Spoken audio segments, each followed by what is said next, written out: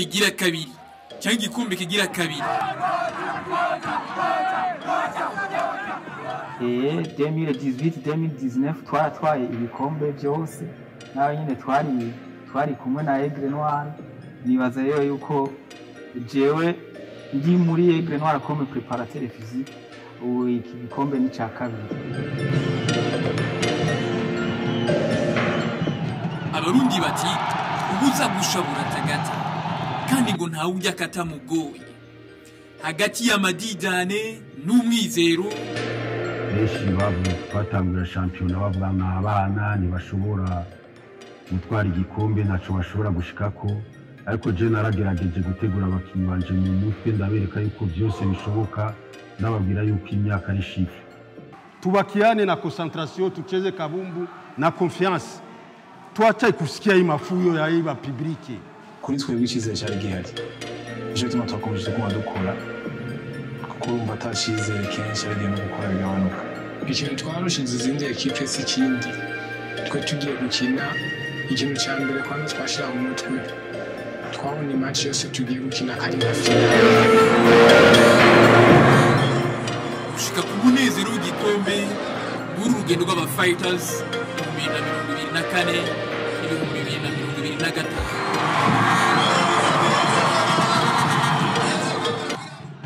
Bukuru Keita aratanze pasi kwa Kamana Karim. Kamana Karim indani kitsindo. Kamana Karim ku metero hafi 25 barahagurukije abakozi ba Aigle Noir do Fighters ati byose byatangwe mbere y'uko iganwa ritangura. Jimmy Ndayizeye umumenyereza akunda kwegeranya ibikombe mu Burundi ahabwa akazi muri uyu mugwi Makamba avuye muri Message Ngozi. Akitse Makamba hakurikiye igikorwa cyo kwegeranya abakinyi bavana cyane cyane mu mihingo itandukanye, hacavuka umuguri mona cyane cyane abakinyi bakiri bato. Nimefanya saison leo sima 3 na hinjo ya 4. Naremaze gukina saison 3, iyi ni ya 4. Ngaragaje kuraba iziheze no mu mwaka hahindutse ibintu byinshi. Ni bitu vingi sana bilibadilika. Ekipe yarahindutse, staff yarahindutse, motivation zari nyinshi. Twari dufise abantu baduherekeza gusoma imyaka iheze. Kuna watu wenye wanatusindikiza nyuma kuzidi hizo saison zingine zenye tulikuwa tumemaliza huko mbele.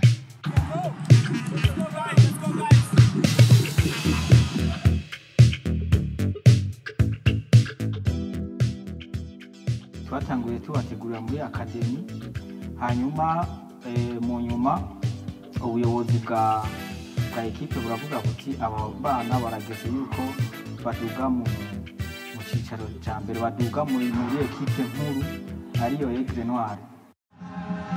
Rukinzo Football Club ni wafise umupira muri kano kanya, tangijya pasi ari abarondera Destin Maniro muri surface de réparation. Destin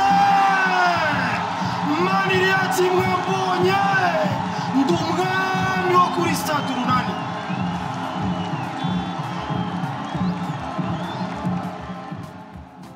Mu ntango yiganwa ntivyoroshe, umugwi waratsinda urukino rumwe, urukurikira ugatsindwa cyangwa ukanganya. Mbere ku nkino za mbere zitanu zihiganwa, Aigle Noir yari imaze gutsindwa kabiri, itsinzwe na Rukinzo hamwe na Flambeau du Champ.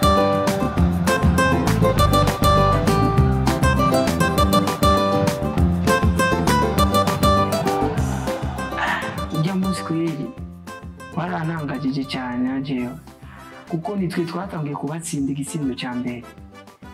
Après yunga uganja turonka na penalty. Turonse penalty birashika Karima carananirwa. Maze kunanirwa urabona yuko urukino rwaciye ruhinduka. Baciye batugumbora.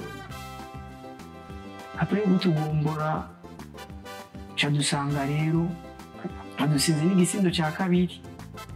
Sinokubisha kweli narababaye, twese twarinjiye muri vestiaire tubabaye kubera twaciye tumanuka cyane, ngo twaciye tubaba gatanu deri ciba ya kabiri. Aho niyo twaciye dutangura kugira ama confusion pega tuzotwara igikombe. Iyi ni penalty ya Aigle Noir do Fighters. Kamana Karim na Ivan Ugumandi. Kamana Karim yitaza Ivan Kamana Karim rimwe kabiri gatatu Kamana Karim ifati wapi kabisa nagiye kuyitera nk'uko bisanzwe abandi batera penalty nuko asanzwe ndayitera birashika gardien cyakora akazi kiye kuba nawe abajejwe kuyikurayo riyumvise ko niyanse kuba ntashoboye kugira gukora ibishoboka kugira ikipe yanjiro nk'itsinzi. Ku rukino twahuye na Flambo twaritanze turakina kugira dutsinde, ariko umuntu arapanga Imana igapanga ibindi. Twaratsinzwe ariko ntitwacitse intege. Umumenyereza yatubwiye ko bigikunda dushiremo ingufu mu rukino ruzokurikira. Naho ibyo bintu novuga yuko twatsindwa n'ibyo mu mupira urashobora gutsindwa wakinye neza twaratsindwa ariko uravye ingene twaba turiko turakina twaba turiko turakina Rajao ngaye imbere atanga ipasi kwa Kamana Karim akubita ikorosi umukinyi wa mbere abahindukiza bazababwira ati jewe ntimushobora. Hano ni Kevin kwa Said yegera surface de réparation akubita ikorosi asubira inyuma kwa Kevin ariko defense ya Flambo hagati ntaho muca. Ni ekipe nziza zo twahuye nayo yariko irakinira muhira kuba twatakaje match birashika mugo navyo ndibuka neza ko menga ijana ya kane tutakaje mu match zibiri tumaze gutsinda zibiri kuri benshi ari gibona menga bateye kugorana niyo kuri twebwe cyari kindi kintu cyo kudupusa ngo de gutravaya kuko chaque match utakaje hariho rese gusigira ukamenya ngiye gukorera kuri iki ngiye gukorera kuri iki. Iyo match twateguye neza twateguye tuvuga yuko tutashobora gutsindwa na ekipe mu mikura ekipe Flambo iri mu bikomeye mu Burundi bitegerezwa yuko tubereka yuko dushoboye kuko kenshi uravye ukuntu tungana abakinyi bavuga ko turabana turabana.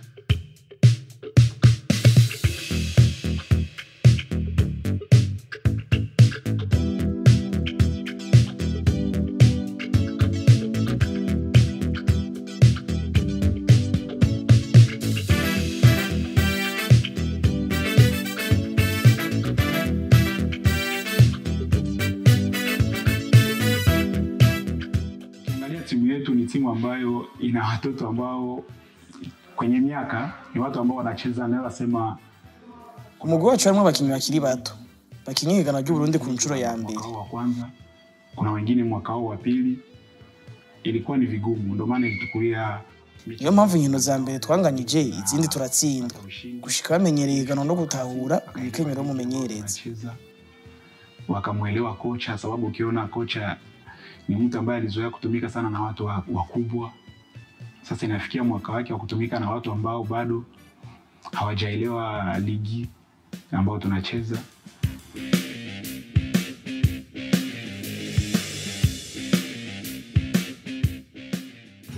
Mu nkino zakurikiye Aigle Noir yabaye ntiyironse akaruhuko kuko umumenyereza wayo yaciye abanza ajyana n'intamba gutyo Aigle Noir igaruka inkino z'ibirarane.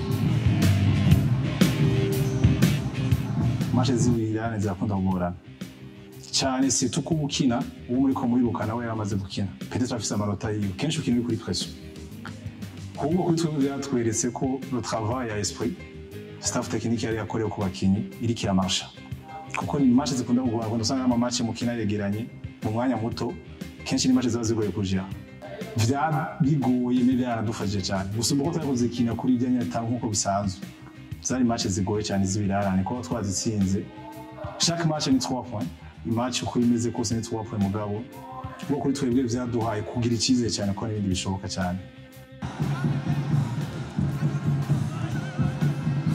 Muri ico gihe nyene Yusufu Ndayishimiye Batavira Nyange yavuye mu ruhongore rwa Aigle Noir de Fighters atangaza yuko agiye gufata umugongo abakinyi b'umugwi wa Aigle Noir na cyane mu kubaha agashiruka bute ivyo bita premier de match. Ndayishimiye turamushimira cyane ibintu yakoze ni ibintu novuga yuko byashoboye kongereza morale abakinyi bacu byashoboye kuzana inguvu muri Aigle Noir kubona ari umukinyi wa kera yakinye muri Aigle Noir ni ibintu bidakora abantu bose. Turamushimiye kuko ari novuga yuko afise uruhara muri ibi bintu tugeze ko gushobora gutwara igikombe n'ari nk'abandamwifurije amahirwe yo gukira neza. motivation ya mbere ya president, motivation ya kabiri ya kocha, hamana Nyange wene nyene akachashia motivation yiwe. Urabona ushumva yuko motivation zari nyinshi cyane, ivyo twiyumviye ko umusaruro none yawubonye ndibaza.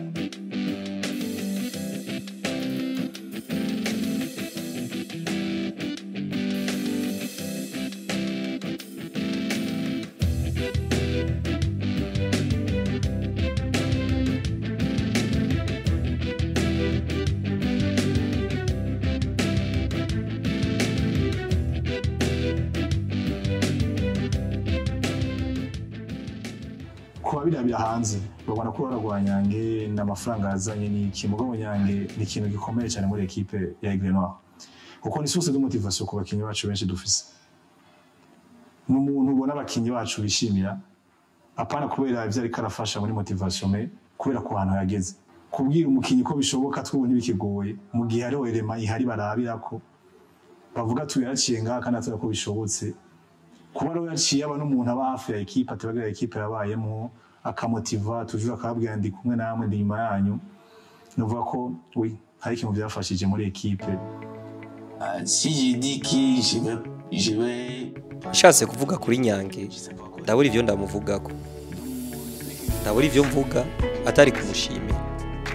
Nyange aritonda kandi ndamukunda cyane. Sosten Katuno mupira Nicolas Kanyamukanga, Nicolas Kanyamukanga ti ni muhaguruke ndabereke ingere tuserepa nka Cristiano Ronaldo. Igice cya kabiri kiganwa Aigle Noir yagitanguye n'inguvu nyinshi cyane, itangura gutsinda yikurikiranya, ariko igeze mu yinda ku ndwi ya 19 biranga Olympic Star ibabera ifugi giti. Abarorerezi babo bahaguruka ati Aigle Noir Jama bigorana kuba dutsindira hano.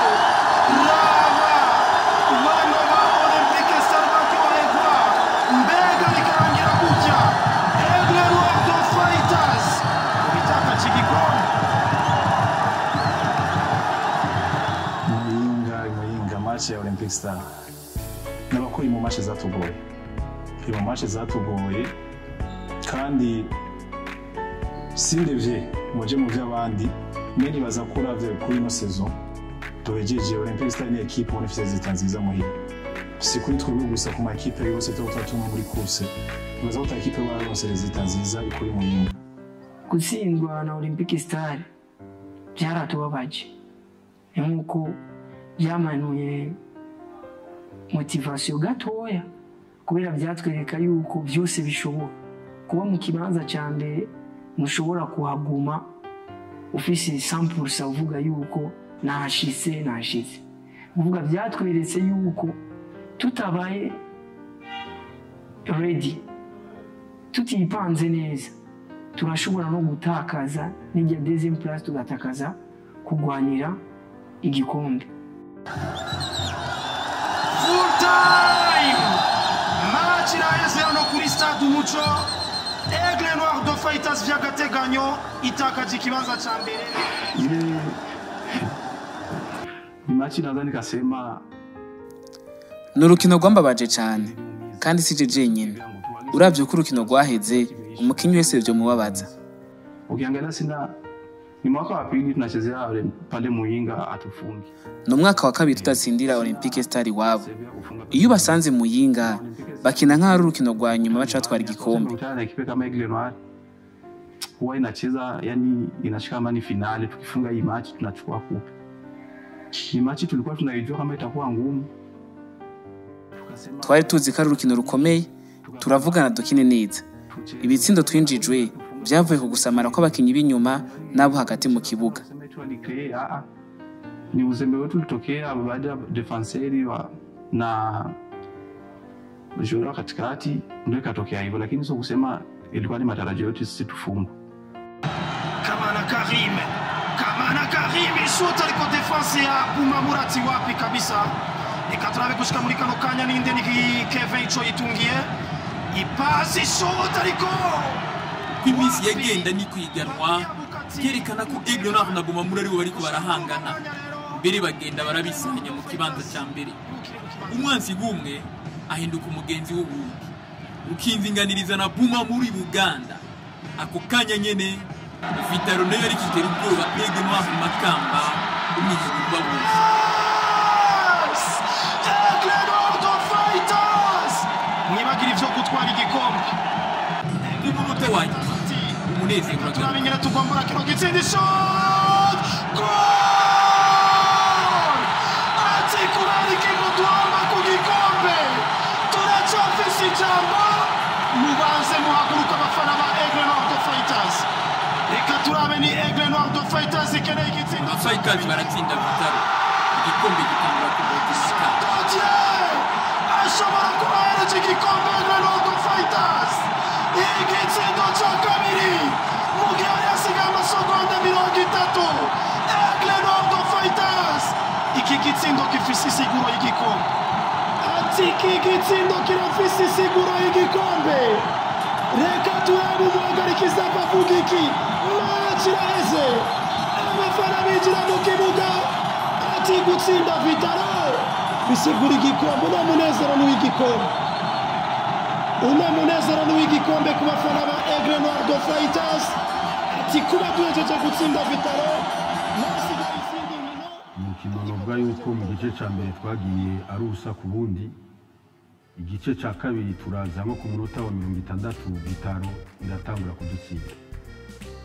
kudutsinda igitsindo ariko ntitwacitse intege abakinnyi twabanjirije dukina dusatira ku munota wa 80 turashobora kuronka igitsindo bibaye kimwe kuri kimwe novuga yuko twabandanyije dukina ariko hagera ku munota wa nyuma ribazana igitsindo twatsinze hari hasigaye nk'amasegonde nka 30 ko n'umupira dutsinze baci bashira kuri centre après n'ipasi zibiri ari biteye yarahije ukina novuga yuko urwo rukino rwa Vitaro twakiniye ngaha rwanyeretse yuko dufise amahirwe menshi kubona twararutsinze tukarutsinda ku munota wa nyuma twaduhaye amahirwe menshi cyane rwatwereka yuko gutwara igikombe dufise amahirwe atari make. Match mvuga ko yaduha igikombe ni match ya Vitaro.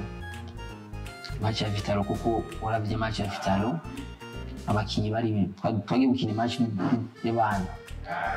Ndugi bacu bose twumvira igikombe kuko uravye mahijya journée ya match. Ndibuka Buma ifise nka rukindi kuko uravye gori ryo twasinze ryo kuduha 3 points kuko twavuye inyuma batamwe igisindo ko cyatubwira ati nibirahera iminota ni iwacu twese dukine kujyanye nabo tacika inguvu turagwana tanga igisindo ca mbere iminota ukongera tanga igisindo ca kabiri match iheze tufatuma tumamura nyine bayanganije ku munota wanyu kwati rero ndibazo ngaho ibintu biko biratandukanye amazi n'amavuta ko yaraduga hejuru amazi nayo yarasigaye ati ngaha turafise 75% yo gutwara igikombe cya Primus League. Ibiri Burundi Sport Dynamique ubusa hajya ni Rajab Ininazwe ufise umupira wenyene begaraza guhereza mugenzi we ariko ahisemo gukubita shoot ndende umupira iboneka yuko mbega winjiye canke ntiwinjiye. Yusuf Ndayishimiye aho yibereye mu Bufaransa mu bwa Odessenis yabandanije afata mu mugongo abakinyi na cyane mu kubaha gashiru kabuke. Mchango wa Nyange ni mkubwa sana katika timu. Tunaweza tukamshukuru sana. Intererano ya Nyange irahambaye cyane gose mu mugwi. Numukinyi yaciye muri Aigle Noir. Imana yaramufashije arashika hari uyu munsi aravuga ati ndibuka ubuzima naciyemo ndibuka umugwi wanje.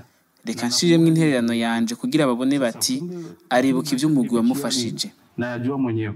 Acha nitie mchango wangu mimi kwa fadhila za timu. Na mimi waone kweli nilipitia mali ya timu, acha nisaidie. Namshukuru sana, aendelee kutusupport sisi wadogo zake. Ndashaka kuja inyuma ya Nyange. Damu fate yageze. Ili Aigle Noir na Royal Vision. Iboneka ko Royal Vision ifise umugambi wo gutevya Aigle Noir de Fighters gutahukana igikombe. Ariko ndabibutse yuko ku 28 niho Aigle Noir yatwaye igikombe inganije n'umugwi wa Royal Vision ubusa ku bundi urukino rutari rworoshe na gato, ariko baca bahisanga abakunzi babo ko bazokwakira ico gikombe ku mugaragaro ku ndwi ya 29. Urukino twarabirako cyane yari vision. Kubera vision Royal Vision twaravuga duti iyi Royal Vision tukayitsinda tuzoba dutahanye igikombe. Nubwo byashitse tukanganya mugabo ekipe nayo twari ko turahiganwa nayo igacitakaza mugabo nigo rukino novuga kwa nyuma twavuga duti nigo kabisa ruzodutatura kuko turutsinze hazoca hagumayo amanota 7 hasigaye inkino 2 hama bibe biheze tube dutahukanye igikombe ca shampiyona y'umwaka. Ere kuri iyo ndwi nyene batsindira rukinzo kuri NPPC Nkuruza Peace Park Complex Stadium ibitsindo biri ku busa. Mubaze mundeke atombera mu bwugamo kumbe yagiye kuronderanya nawe wati warakoze gose mama warakoze gose kuwaravyaye abashabiki ba Emerald Fighters baryohe. Ni pasipoti kubwa. Mama wanje yaranshigikiye cyane, ndibuka ko yashaka ko ntahukana igikombe papa wanje agihari, ariko Imana yamukunze kudusumbya. Iyo byari gushoboka n'iki gikombe nipfuza kugikora ko ndi kumwe na papa wanje nawe akagikorako, ariko nuko nyene ni kumusabira hari na yalishikia leo, lakini ni kumwombea penye yuko Mungu ambaze mahali pema. Ndamushimiye cyane mama wanje. Mama wanje namushimire cyane kuko ikintu cya mbere yavuga ko bishoboka. Kira match zose ngiye gukina aransengera, amba hafi aguma telefona kumanya ku mwanya mbaza ko rumeze kuniteguye. Rero ndamushimira cyane hamwe na famille yanje yose.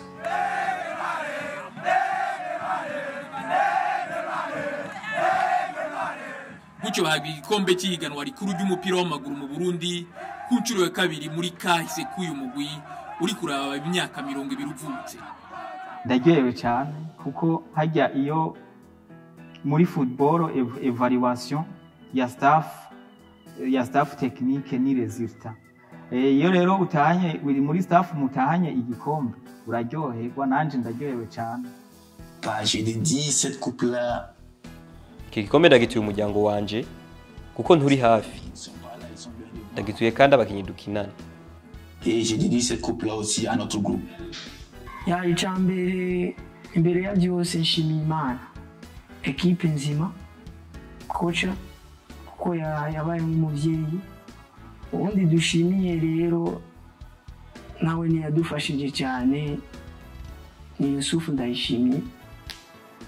Igikombe hii kwangu mimi naipatia iki gikombe kubwanje ndagituye abakinyi nk'agashimwe.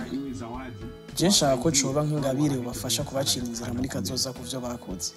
Iwasaidie kwenye CV yao, iwasaidie hata kuwafungulia njia.